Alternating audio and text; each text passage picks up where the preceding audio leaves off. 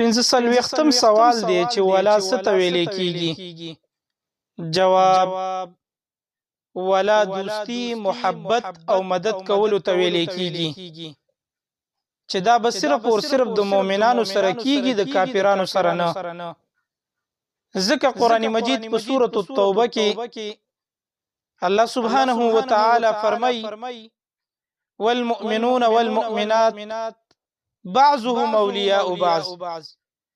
مؤمنان سړي او مؤمنان ښځې بعضې د بعضو ملګري او دوستان دي، خپل منځ کې دوی ملګري دي.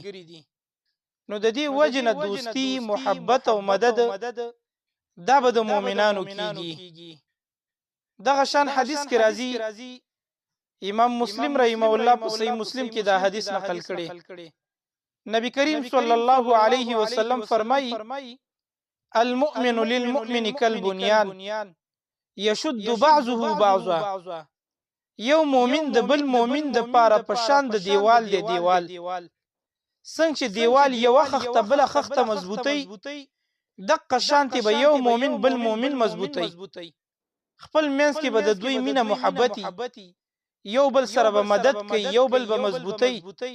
نو د دې وجنه ولا ویل کیږي دوستی، محبت او مدد کولو ته، چې دا به صرف او صرف د مؤمنانو سره کیږي، د کافرانو سره نه.